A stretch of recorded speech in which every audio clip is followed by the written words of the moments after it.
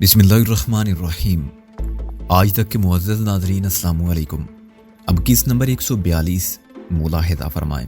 میرا خیال تھا کہ نازو اچانک بریک لگانے سے مجھ پر گری ہے، لیکن اپنی بات ختم ہونے سے پہلے میں نے فائر کی آواز سنی۔ آواز کے مقابلے میں تیز تر سفر کرنے والی گولی اس سے پہلے نازو کے وجود میں محفوظ ہو چکی تھی۔ میں نے موٹر سائیکل روکی تو وہ پھسل کر نیچے گری اور میں نے اس کی پشت پر زرد ریشمی قمیض کے چاک سے پھوٹنے والی لہو کی سرخی کو دیکھا جو تیزی سے پھیل رہی تھی۔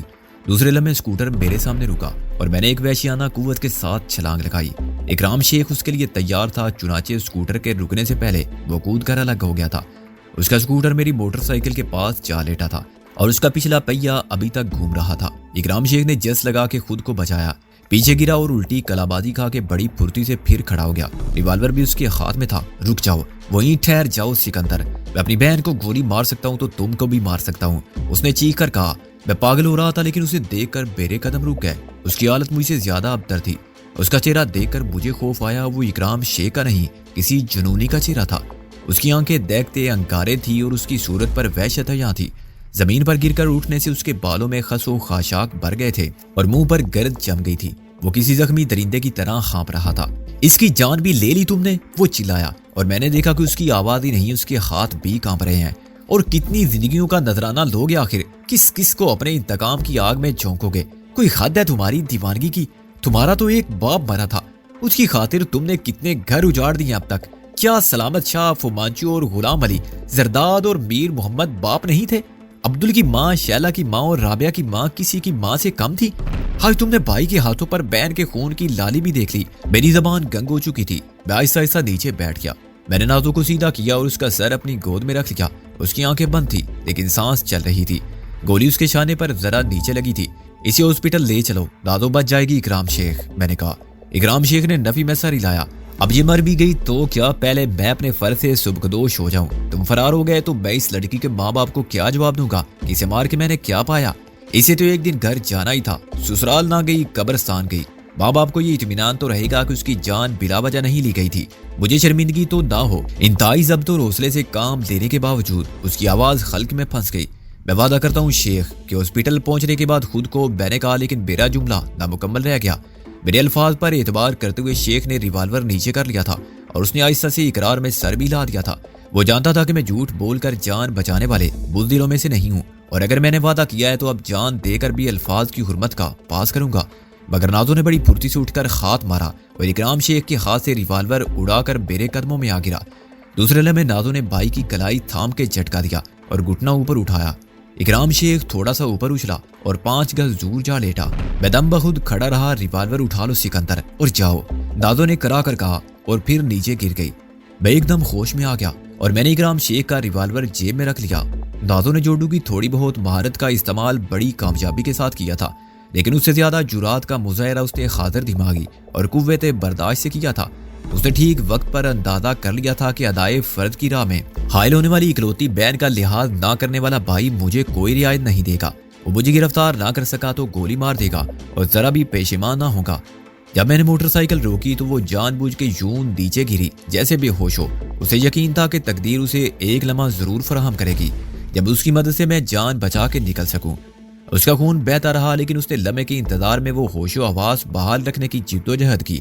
نازو جیسی نازک اور دان پان لڑکی کے لیے اتنا خون ضائع ہو جانے کے باوجود جسم کی طاقت کو ضائع نہ ہونے دینا فقط قوت ارادی کا کمال تھا، اور جیسے کوئی سے یہ توقع نہیں کر سکتا تھا کہ وہ اپنے سے 4 گنا لمبے چوڑے اور طاقتور مردوں کو نازک نظر آنے والے ہاتھوں کے ایک کاری وار سے چت کر سکتی ہے۔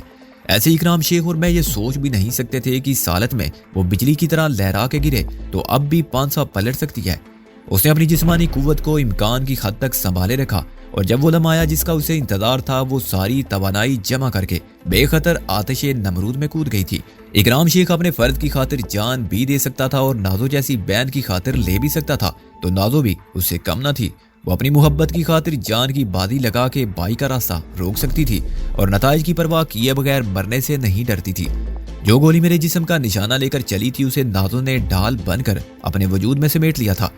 مجھے چھوڑ دو، اس نے نیموا آنکھوں سے مجھے دیکھا اور اپنے کمزور ہاتھوں سے دھکیلا۔ جاؤ، تمہیں رابعہ کی قسم، میں اس سال میں تم کو چھوڑ کر نہیں جاؤں گا نازو، میں نے کہا۔ اس کے الفاظ آگ کے تیر بن کر میرے دل میں اتر گئے تھے۔ اس وقت بھی جب اسے یقین تھا کہ وہ زندہ نہیں رہے گی، اس نے مجھے اپنی قسم نہیں دی تھی۔ وہ جانتی تھی کہ میں رابعہ سے کتنی محبت کرتا ہوں۔ اس نے مجھے اپنی محبت کی خاطر جینے پر مجبور کرنا چاہا تھا۔ اکرام شیخ دیکھو، نادو کا زخم گہرا ہے لیکن گولی شانے سے ذرا نیچے ہے۔ میں نے کہا اگر دل تک نہیں پہنچی ہوگی تو شاید ڈاکٹر نادو کی جان بچا لیں، لیکن اس میں دیر نہیں ہونی چاہیے۔ اکرام شیخ آہستہ آہستہ آگے آیا اور گھٹنوں کے بل نادو کے پاس بیٹھ گیا۔ یہ تو نے کیا کیا پاگل، مجھے کہیں کا نہیں رکھا۔ اس نے نادو کا ہاتھ تھاما اور پھوٹ پھوٹ کر رونے لگا۔ بھیا رونا نہیں، تمہیں تو فخر ہونا چاہیے، آخر میں بہن کس کی ہوں۔ نازو زبردستی مسکرائی، پھر اکرام شیخ نے اسے دونوں ہاتھوں میں اٹھا لیا۔ ٹھہرو بھیا، صرف 1 منٹ کی مہلت دے دو مجھے کچھ کہنا ہے سکندر سے، تمہارے سامنے نہیں۔ اور دیکھو، وعدہ کرو اسے جانے دو گے، میری قسم تمہیں۔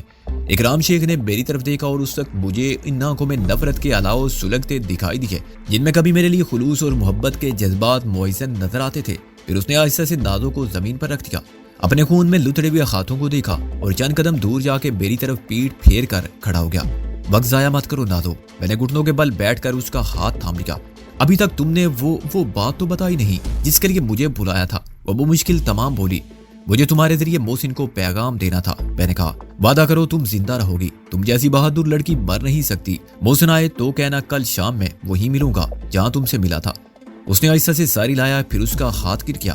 شیخ یہ بے ہوش ہو گئی ہے، لے جاؤ اسے، میری نظروں سے دور ہو جا ذلیل آدمی۔ وہ زہریلے سانپ کی طرح پھنکارا، یہ نہ ہو اس کے مرنے سے پہلے میں تجھے مار دوں، اور اگر یہ مر گئی نا سکندر تو قسم خدا کی میں تجھے تلاش کر کے کتے سے بدتر موت مار دوں گا۔ پھر اس نے نازو کو دوبارہ اٹھایا اور سڑک کی طرف چل دیا۔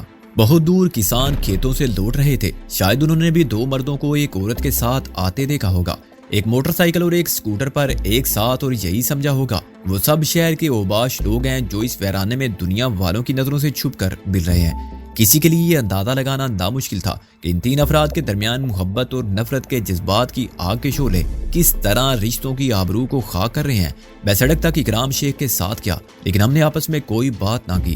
پھر میں نے ایک ٹیکسی کو روکا، ٹیکسی ڈرائیور نے ایک نظر خم دونوں پر اور بے ہوش نازو پر ڈالی، جس کے خون سے اکرام شیخ کے ہاتھ اور کپڑے تر تھے، اور انکار میں سر ہلایا۔ وہ فرار ہونے کی تیاری کر رہا تھا کہ میں نے اس کی گردن پکڑ لی۔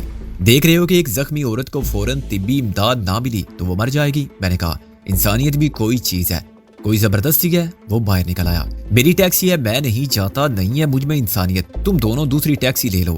میں نے اس کے ایک جام پر رسید کیا اور پچھلا دروازہ کھول دیا۔ شیخ نے نازو کو سیٹ پر لٹایا اور اس کا سر اپنی گود میں رکھ کر بیٹھ گیا۔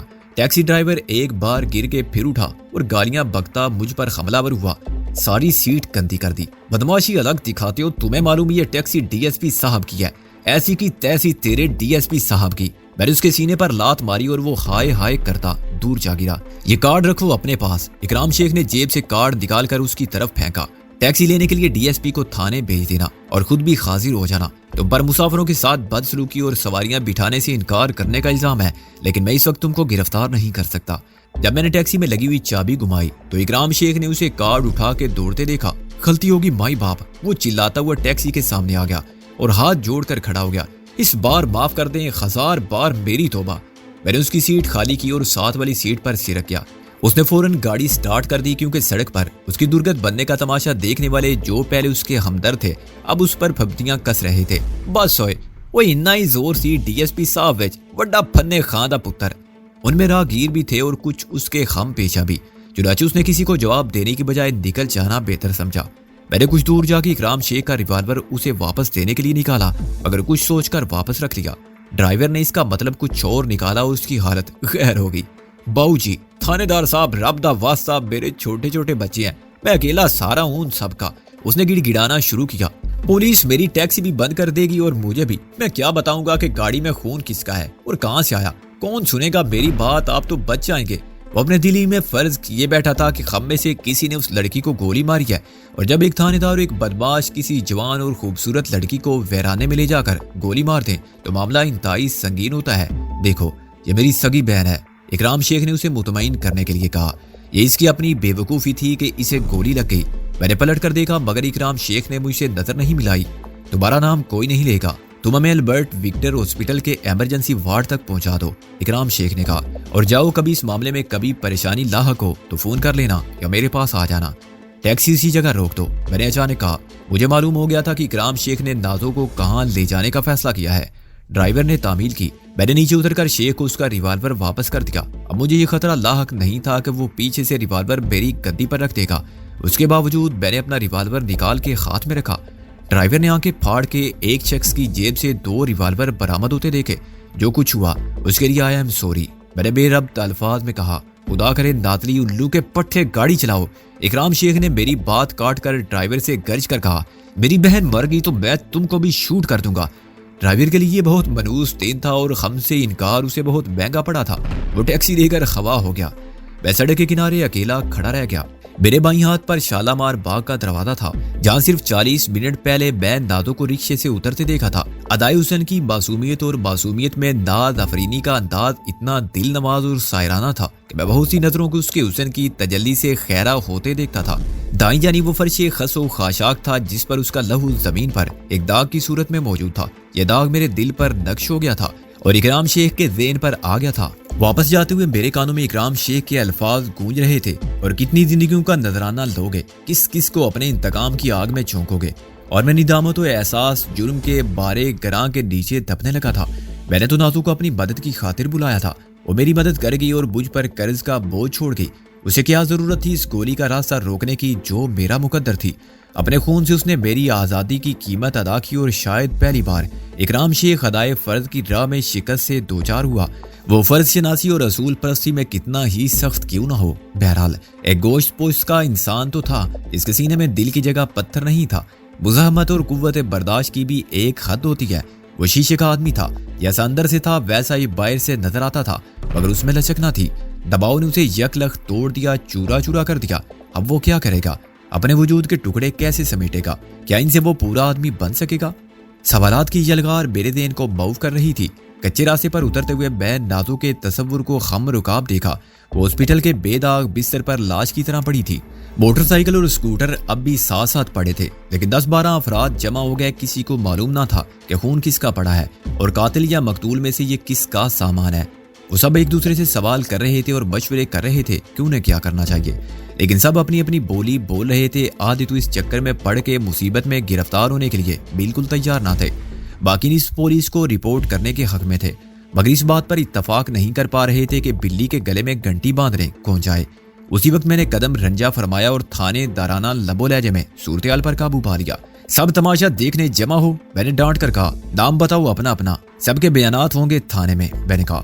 آدھی پبلک فوراً چھٹ گئی، باقی نے کہا کہ وہ کچھ جانتے ہی نہیں تو بیان کیا دیں۔ نازو کا پرس ایک ریشمی لاچے والا لیے کھڑا تھا اور مجھے خاصی مشکوک نظروں سے گھور رہا تھا۔ تم کون ہو جی؟ کہاں کے تھانے دار ہو؟ لاچے والے نے کہا۔ میں نے اسے خوفناک گالی دے کر الٹے ہاتھ کا تمانچہ مارا جس سے اس کا رخسار لال پڑ گیا۔ یہ پرس کیسے اٹھایا تم نے؟ اس پر فنگر پرنٹ تھے، میں نے گرج کر کہا۔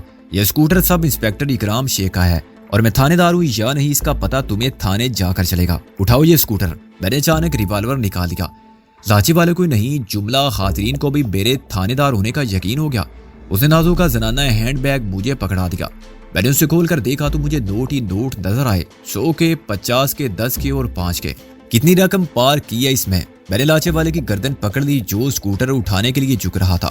قسم مولا کی سرکار علی حرام ہے جو کھول کے بھی دیکھا ہو، پوچھ لیں آپ ان سب سے۔ وہ رونے کے قریب ہو گیا۔ اسکوٹر چلا سکتے ہو؟ میں نے اسے کچھ دیر گھورنے کے بعد قدرے نرم لہجے میں کہا۔ لاچے والے نے اطمینان کا سانس لیا کہ وہ مجھے قائل کرنے میں کامیاب ہو گیا۔ کہاں لے جانا ہے سرکار علی؟ میں نے اسے تھانے کا پتہ بتایا۔ تم چلو، میں پیچھے آ رہا ہوں، ادھر ادھر مت ہو جانا ورنہ قبر سے نکال لاؤں گا، سارے گھر کو بند کر دوں گا۔ میں نے فحش کلامی میں پولیس مین کا مثالی کردار پیش کیا اور کامیاب رہا۔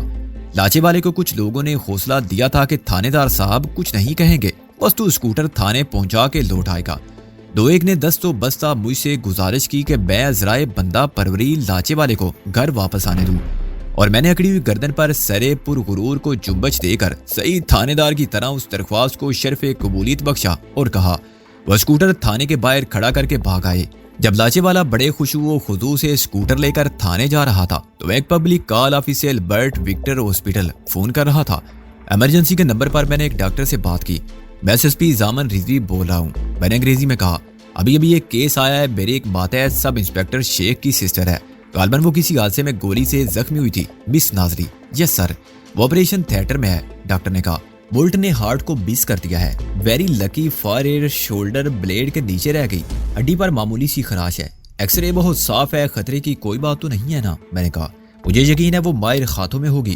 آف کورس سر، لیکن خون کافی بہہ گیا ہے، اب ابھی کچھ نہیں کہہ سکتے۔ وہ بولا 24 گھنٹے بعد معلوم ہوگا۔ حادثہ کیسے پیش آیا؟ شیخ نے کیا بتایا ہے؟ میں نے کہا تفصیلات تو مجھے نہیں معلوم۔ وہ بولا پولیس سرجن کی رپورٹ ہے کہ وہ اپنی سسٹر کے ساتھ جا رہے تھے کہ چند افراد نے ان کا راستہ روکا اور انہیں لوٹنے کی کوشش کی۔ وہ اسکوٹر اور مس نازلی کا پرس چھین کر لے گئے جس میں کافی رقم تھی۔ مقابلے میں جو گولی انسپیکٹر شیخ نے ایک ڈاکو پر چلائی تھی وہ ان کی بہن کو لگ گئی جو خود بھی جوڈو وغیرہ جانتی ہے، چنانچہ مقابلے میں شریک تھی اور اگر گولی نہ لگتی تو شاید وہ بدماش بھاگ نہ پاتے۔ ہو یس میں جانتا ہوں، اسے میں نے اطمینان کا سانس لے کر کہا ویری بریو گرل۔ اچھا ڈاکٹر میری لائن کچھ خراب ہے، کسی سے کہو میرے گھر رنگ کر دے، میری وائف کو یا مس رابعہ کو، ورنہ وہاں محسن ہوگا ان کو اس حادثے کی اطلاع دینی ہے۔ Thank you. ایک ٹیلی فون سے کئی مسئلے حل ہو گئے تھے۔ مجھے معلوم ہو گیا تھا کہ اکرام شیخ نے میری توقعات کے مطابق سب کو مطمئن کرنے کے لیے اور سب کی پوزیشن محفوظ رکھنے کے لیے تقریباً ویسی کہانی گھڑ لی جو میرے ذہن میں آئی تھی۔ کچھ دیر میں بیگم رضوی رابعہ اور محسن کے ساتھ ہاسپٹل پہنچ جائیں گی۔ انہیں تو البرٹ وکٹر ہاسپٹل سے پیغام ملے گا، چنانچہ ان کے لیے شک کی کوئی بات نہ ہوگی۔ ہاسپٹل سے کسی نے ایس پی کا حوالہ دیا تھا تو تھوڑا سا کنفیوژن پیدا ہوا ہوگا، مگر نقصان کوئی نہیں ہوگا۔ رضوی صاحب کا ذہن میرے سوا کسی طرف نہیں جائے گا کہ رابعہ اور محسن کو ہاسپٹل بلوانے کے لیے میں نے ان کا نام استعمال کیا ہے۔ اکرام شیخ بھی یہ بات سمجھ جائے گا کہ اسکوٹر کو تھانے بھجوانے والا بھی میں ہی ہوں، لیکن کہا یہ جائے گا کہ غالباً ڈاکو خود اسے وہاں پھینک گئے۔ حالات امید افزا تھے اور اگرچہ ڈاکٹر نے واضح الفاظ میں امکانات کو 50-50 قرار دیا تھا، لیکن میرے دل کی آواز یہ کہتی تھی کہ وہ زندہ رہے گی۔ قدرت اتنی نامہرباں اور غیر منصف نہیں کہ ایک ناکردہ گناہ پر اس کو عمر کے دورے بہار میں زندگی سے محرومی کی سزا دے۔ ویری لکی فار، ڈاکٹر نے کہا تھا کہ دل محفوظ رہا۔ ساری خرابی اسی دل کی تھی جس کے ہاتھوں مجبور ہو کے وہ مجھ سے ملنے آ پہنچی تھی، یہ جانتے ہوئے بھی کہ میں کبھی اس سے محبت نہیں کر سکتا۔